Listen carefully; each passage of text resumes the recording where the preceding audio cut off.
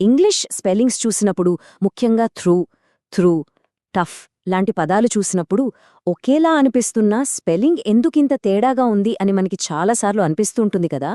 సరే, ఈరోజు మనం ఇంగ్లీష్ స్పెల్లింగ్ వెనుక ఉన్న ఆ సీక్రెట్ కోడ్ ఏంటో తెలుసుకుని ఈ కన్ఫ్యూజన్కి ఒక ఫుల్ స్టాప్ పెట్టేద్దాం. అవును, చాలామందికి ఇంగ్లీష్ స్పెల్లింగ్ అనేది ఒక పెద్ద పజిల్ లాంటిది. అస్సలు రూల్స్ ఉండవని, అంత కన్ఫ్యూజింగ్గా ఉంటుందని అనుకుంటారు. కానీ నిజం చెప్పాలంటే ఆ పజిల్కి కూడా కొన్ని కీస్ ఉన్నాయన్నమాట. వాటిని ఉపయోగించి ఈ పజిల్ని ఎంత ఈజీగా సాల్వ్ చేయొచ్చో మనమిప్పుడు చూద్దాం. ఓకే, మరి మన ప్రయాణం ఎలా ఉండబోతుందో చూద్దాం.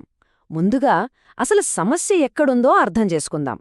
ఆ తర్వాత స్పెల్లింగ్ కోడ్ను అన్లాక్ చేసే 4 ముఖ్యమైన కీస్ గురించి తెలుసుకుందాం. చివరగా ఈ నాలెడ్జ్ని ఒక పవర్ఫుల్ టూల్ కిట్గా ఎలా వాడుకోవాలో చూసేద్దాం. అసలు సమస్య ఇక్కడే మొదలవుతుంది. రిసీవ్ అనే పదాన్ని చూసినప్పుడు మనం ఈజీగా చదివేస్తాం. కానీ అదే పదాన్ని రాయాల్సొచ్చినప్పుడు ఐఈ వాడాలా లేక ఈఐ వాడాలా అనే డౌటొస్తుంది. అందుకే చదవడం కంటే రాయడమే చాలా కష్టంగా అనిపిస్తుంది. ఈ స్పెల్లింగ్ పజిల్ను సాల్వ్ చేయడానికి మన మొదటి కీ ఇదే, వవల్స్ సీక్రెట్స్. అంటే షార్ట్ ఇంకా లాంగ్ వవల్ సౌండ్స్ మధ్య తేడా తెలుసుకుంటే చాలు, స్పెల్లింగ్స్లో మనం సగం గేమ్ గెలిచేసినట్టే. లాంగ్ వవల్స్ అనే కాన్సెప్ట్ చాలా సింపుల్ అండి. ఒక అచ్చు అంటే వవల్, దాని పేరునే పలుకుతే, అంటే ఏని ఏ అని, ఐని ఐ అని పలుకుతే అది లాంగ్ వవల్ అన్నమాట. ఇది సాధారణంగా 2 సందర్భాల్లో జరుగుతుంది. ఒకటి, 2 వోవెల్స్ పక్క పక్కనే వచ్చినప్పుడు, లేదా పదం చివర మ్యాజిక్ ఈ ఉన్నప్పుడు. ఇది చూడండి ఎంత ఇంట్రెస్టింగ్గా ఉందో. ఓ అనే ఒకే ఒక్క సౌండ్ పలకడానికి ఇన్ని రకాల స్పెల్లింగ్లు ఉన్నాయి. హోప్, బోట్, టో, ఫ్లో అన్నింటిలోనూ మనం పలికేది ఓ సౌండే, కానీ రాసే విధానం మాత్రం వేరు. ఇక్కడే ఉంది ఇంగ్లీష్ స్పెల్లింగ్లోని అసలైన మ్యాజిక్. ఈ పద్ధతి కేవలం ఓకి మాత్రమే కాదు, ఏ, ఈ, ఐ, యు ఇలా అన్ని లాంగ్ వావల్స్కి కూడా వర్తిస్తుంది. సో గుర్తుంచుకోవాల్సిన ముఖ్యమైన విషయమేంటంటే, ఇంగ్లీష్లో ఒకే సౌండ్కి చాలా రకాల స్పెల్లింగ్లు ఉండొచ్చు. ఇక మన రెండోకి, ఇంగ్లీష్ ఆల్ఫబెట్లో ఒక బాస్ లెటర్ ఉంది, అదే ఆర్. ఇది తన ముందు ఏ వోవల్ ఉన్నా సరే దాని సౌండ్ని పూర్తిగా మార్చేస్తుంది. అదెలాగో చూద్దామా? ఒక వోవల్ తర్వాత ఆర్ వస్తే ఆ ఆర్ సౌండ్ను పూర్తిగా తన కంట్రోల్లోకి తీసుకుంటుంది.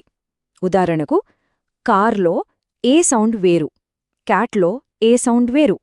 చూసారా తేడా? వీటిని ముఖ్యంగా 2 గ్రూపులుగా చూడొచ్చు. ఒకటి ఆర్ సౌండ్, రెండోది ఆర్ సౌండ్. ఇప్పుడు మనం మూడో కీ గురించి మాట్లాడుకుందాం, డిఫ్థాంగ్స్. పేరు కొంచెం కొత్తగా అనిపించినా కాన్సెప్ట్ సింపుల్.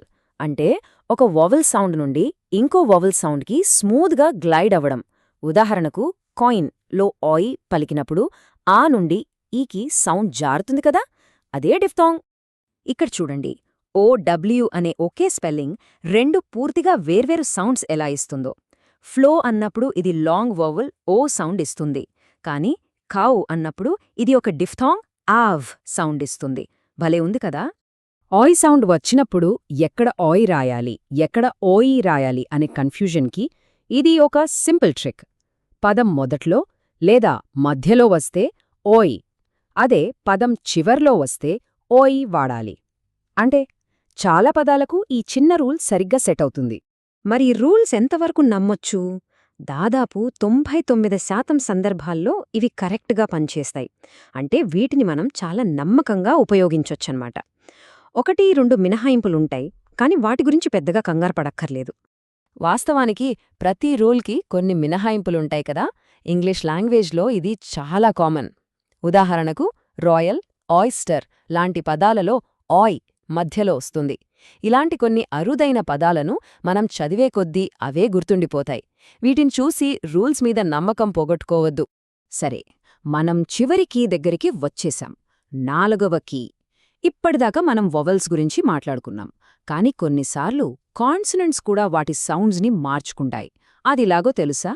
వాటి తర్వాత ఏ వొవెల్ వస్తోందనే దానిమీద ఆధారపడి. జీ అక్షరాన్ని ఎప్పుడు గా అని పలకాలి, ఎప్పుడు జా అని పలకాలో తెలుసుకోవడానికి ఇది ఒక సింపుల్ ఫార్ములా. జీ తర్వాత ఈ, ఐ లేదా వై వస్తే అది జా సౌండ్ని ఇస్తుంది. జెమ్, జాయంట్ లాంటి పదాల్లో జరిగేది ఇదే. సింపుల్ కదూ? ఈ స్లైడ్ చూస్తే మనకు ఇంకా క్లియర్గా అర్థమవుతుంది.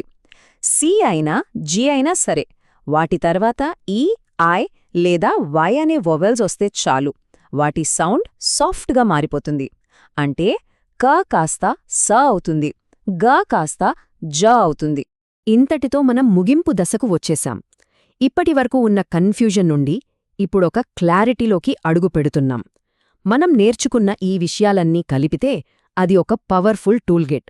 ఇది ఇంగ్లీష్ స్పెల్లింగ్ను ఈజీగా డీకోడ్ చేయడానికి బాగా హెల్ప్ చేస్తుంది. ఇది మన స్పెల్లింగ్ టూల్కిట్. ఇందులో 4 సూపర్ టూల్స్ ఉన్నాయి. లాంగ్, షార్ట్ వోవెల్స్ మధ్య తేడాలు, సౌండ్స్ని కంట్రోల్ చేసే ఆర్, స్పెషల్ సౌండ్స్ ఇచ్చే డిఫ్థాంగ్స్, ఇంకా సౌండ్స్ మార్చుకునే సి మరియు జి. ఇవే మన కొత్త సూపర్ పవర్స్. ఈ కొత్త అవగాహనతో ఇకపై స్పెల్లింగ్స్ని గుడ్డిగా బట్టి పట్టాల్సిన అవసరం లేదు. వాటి వెనుకున్న లాజిక్ని అర్థం చేసుకుంటే చాలు. ఇకపై ఇంగ్లీష్ పదాలను చూసి భయపడాల్సిన పనిలేదు. ఎందుకంటే ఇప్పుడు ఆ కోడ్ ఎలా పనిచేస్తుందో మనకు తెలుసు. ఆత్మవిశ్వాసంతో ముందుకు సాగండి.